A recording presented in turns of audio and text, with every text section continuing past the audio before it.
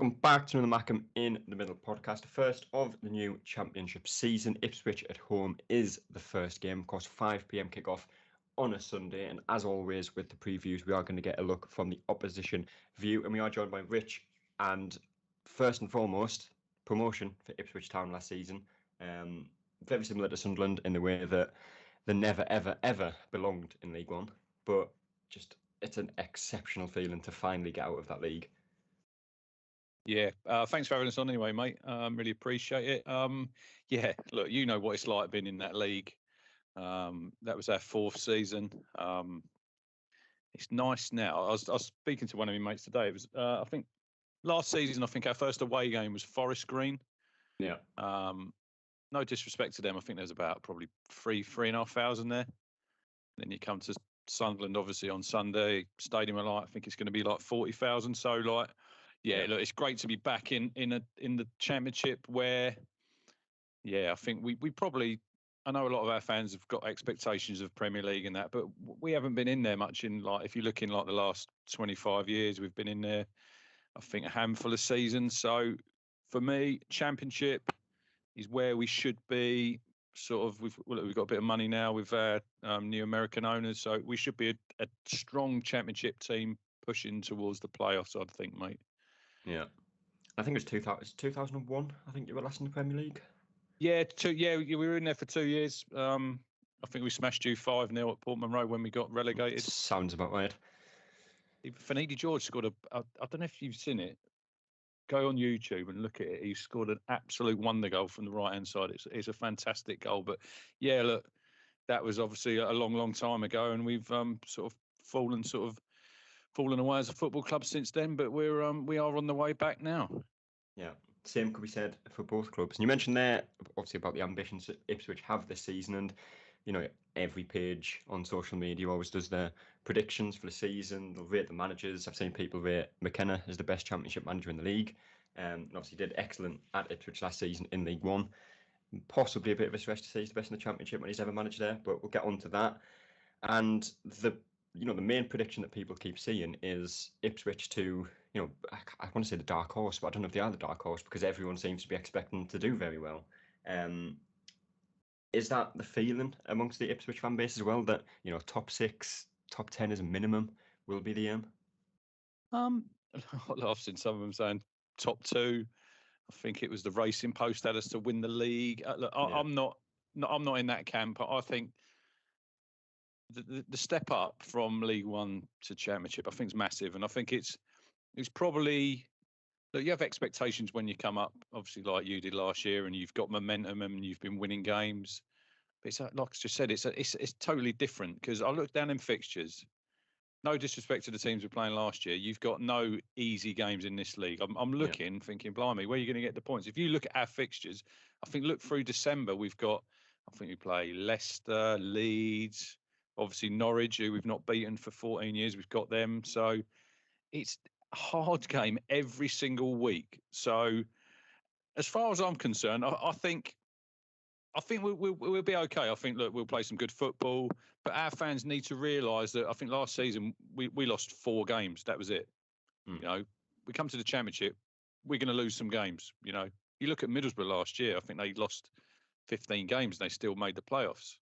So for me, we still need to invest in the squad. We've signed 4 already, but I think there's talk of 2 or 3 more coming. We've got a few injuries going into Sunday, which we'll probably touch on. So I think at the minute, I wouldn't have us getting in the playoffs. I've got us between sort of 8th and probably 13th at the minute. And it all depends how you start. If you get some early victories, you can build on the momentum. Another thing, it's if you're lucky with injuries. Obviously, last year you had a lot of injuries, but you still made the playoffs, didn't you? But in the end, I think that hurt you in them 2 games against Luton, because I watched that second playoff game and you had no centre half. So you've got to have a bit of luck along the way. But look, we've got the momentum. Everything's really positive at the minute. But I'd probably have us finishing. I've got us down to finish about 9th, and I think if we finish 9th in the league, if we beat Norwich, who we've not beaten since 2009, it's just building on that positivity and keep everything going in the right direction, mate. Yeah. Obviously, both clubs have made a handful of signings. Sunderland, obviously, with the luck that we have with strikers, we do sign a striker and he gets injured a day after signing. So I think in the market we will be after another one of them. Obviously Nathan Bishop has just signed as a backup goalkeeper, but from Ipswich's point of view, they brought in a few players. Obviously Jack Taylor from Peterborough, George Hurst, from Leicester, Omari Hutchinson from Chelsea as well, who is very highly rated. Do you expect to see Ipswich bring some more players in this season? Yeah, I think it was. We were on the this time last week. We were in Austria playing in.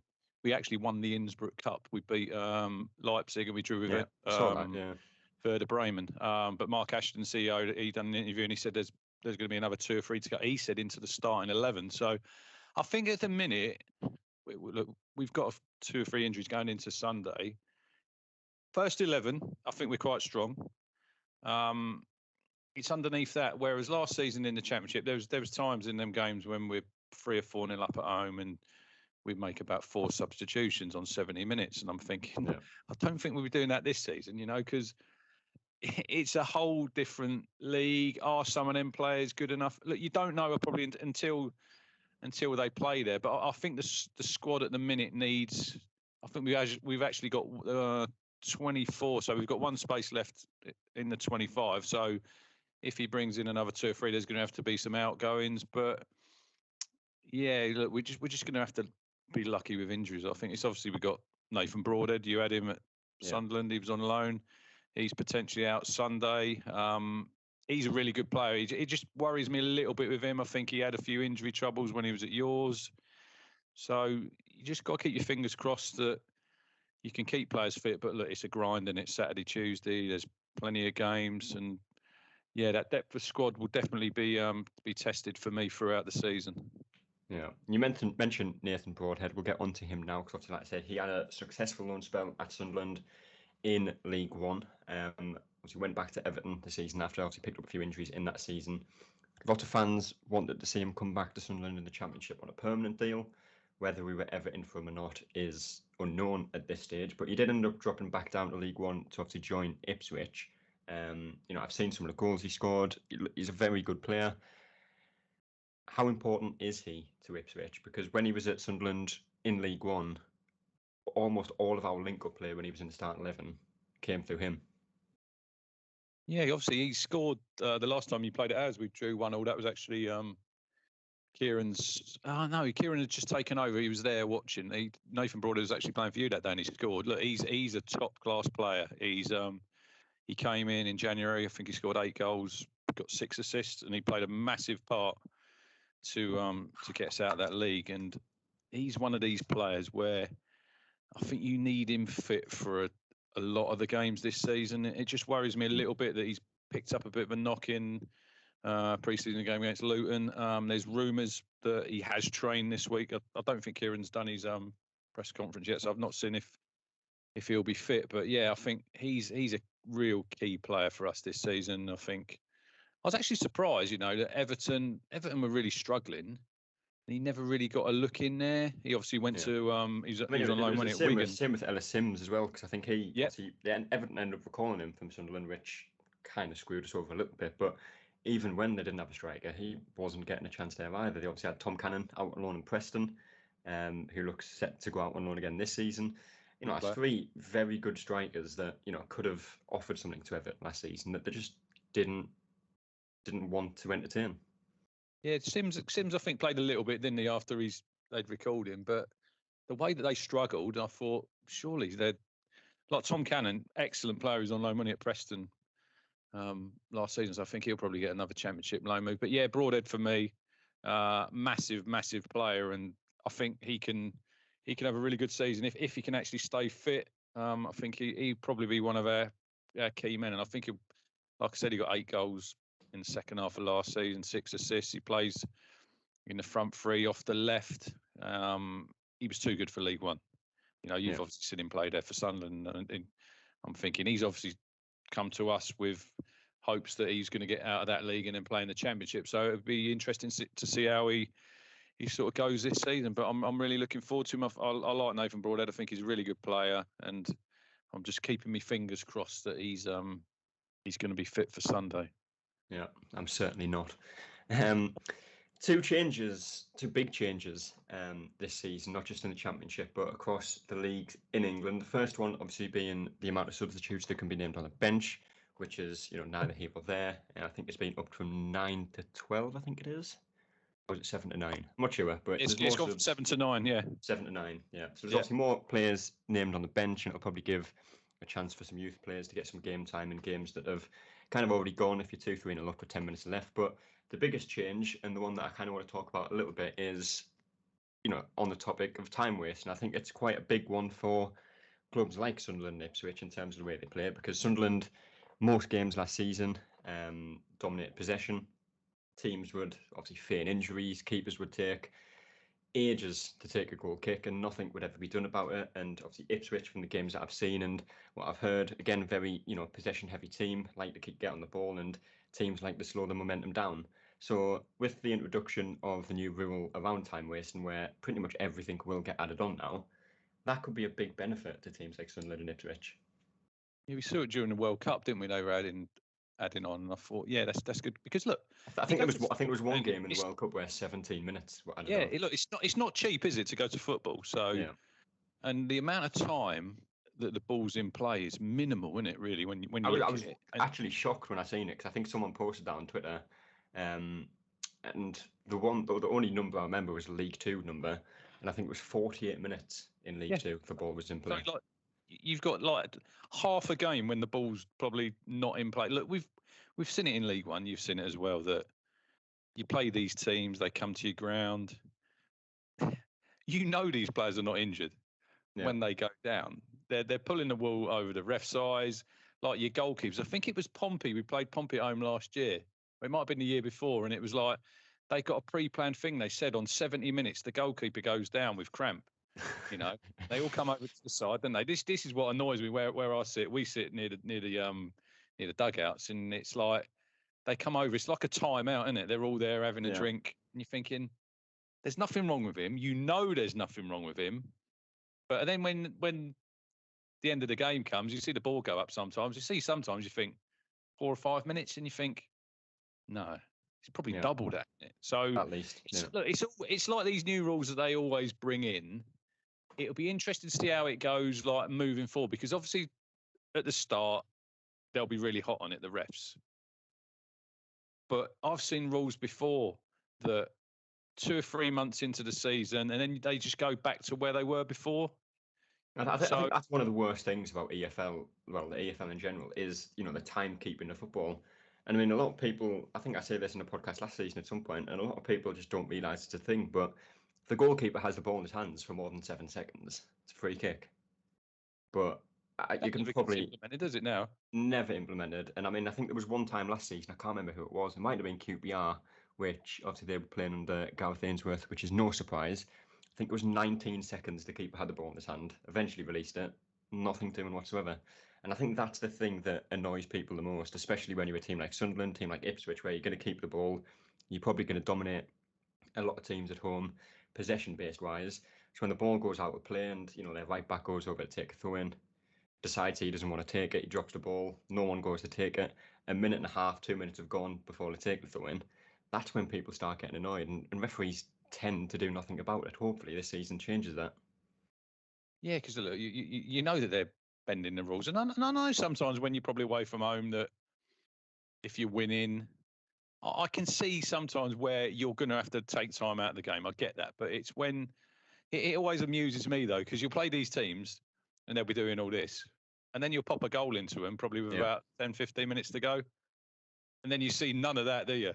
It's all like frantic straight after that. Goes out for a throw, quickly get it back in play. And you think, look, the referees are they obviously know what's going on. For me, I've always said that I'd like there to be like an independent timekeeper. In like rugby league when they blow the hooter and that's the end of the game. Yeah. Where the time's taken out of the ref's hands because the ref's got enough to deal with.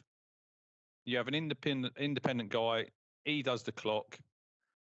But look, it's an interesting thing, and if you've got a train to catch for some of these games, you're probably going to have to get a later train if they're going to add on like 10, 15 minutes in the game, aren't you, really? So, look, let's just wait and see how it goes. Everyone loves a late goal, don't you? It'd be great, wouldn't it, if you score in about plus 14. Yeah. Not so much if you conceded, though. The winner in +14. That Yeah. make me drive home a lot. Well, we'll see. We'll see how well that gets implemented. Because like we're seeing, like you've seen in League One, the EFL refereeing isn't necessarily the best, and I can assure you that it doesn't get any better in the Championship. Arguably worse, actually. Sorry, mates, don't expect just because we've gone up to the Championship that the refs will be any better, because they're bloody terrible in that league. I think again we've spoke about this on podcasts before, where we've looked at some of the decisions that went against us last season. Genuinely think the referees are worse in the Championship than they are in League One. So we'll let you make your own judgment on that one. But hopefully Sunday's game isn't decided by a refereeing decision. Second to last thing, Ipswich's lineup for Sunday. If you want to guess the starting 11, what would it be?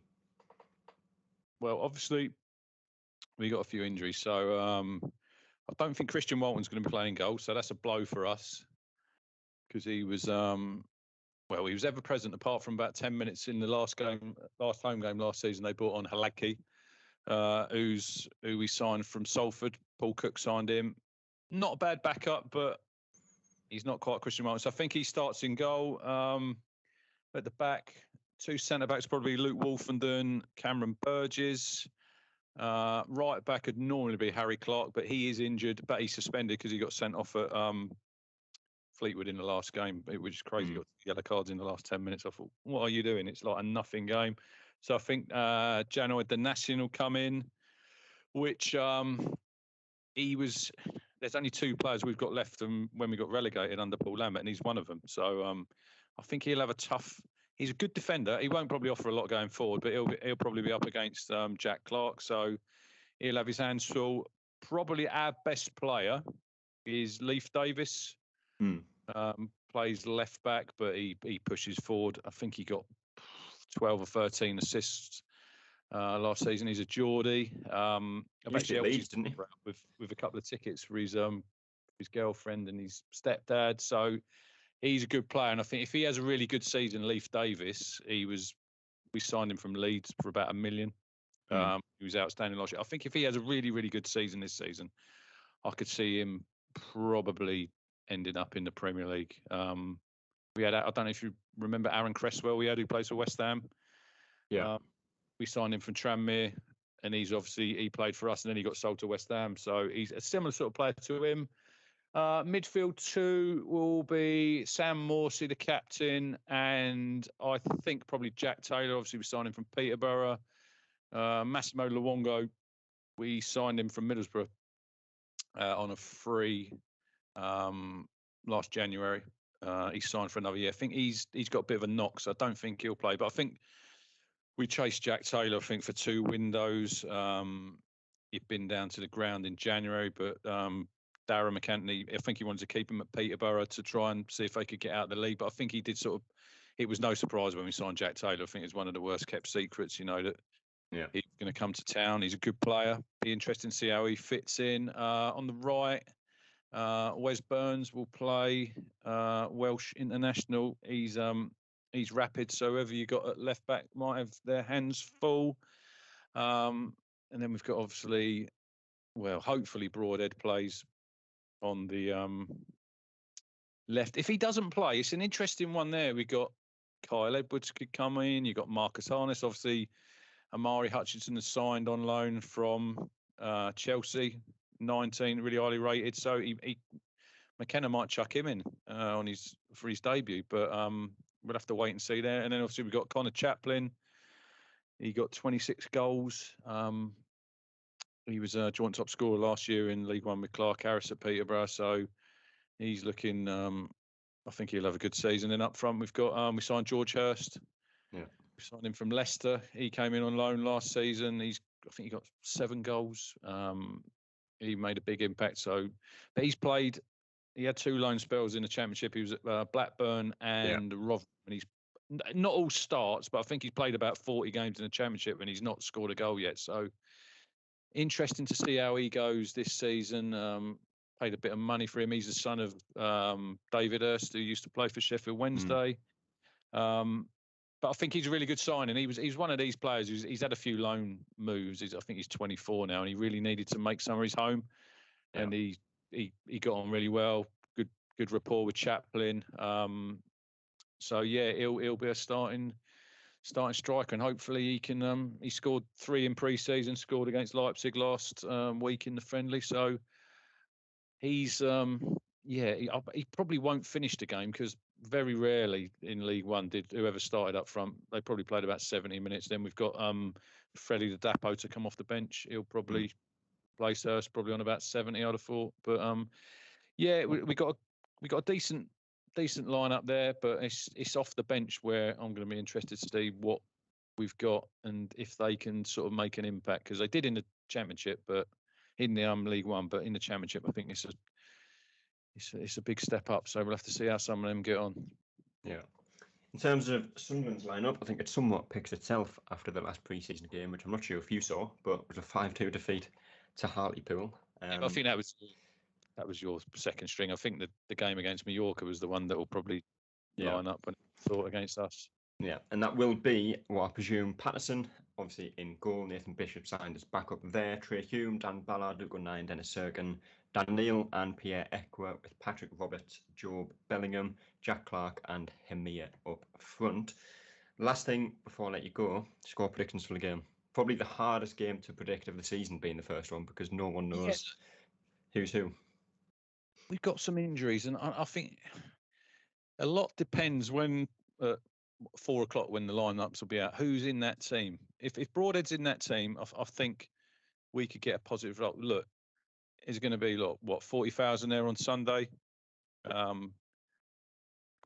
Big atmosphere. I see Marcus Stewart's the guest of honour at the game, which is absolutely brilliant. You know, they're raising money for the Derby Rimmer Foundation, so it's great that he was obviously a legend at Town, and he done really well for you. He got a promotion. I think he won the league.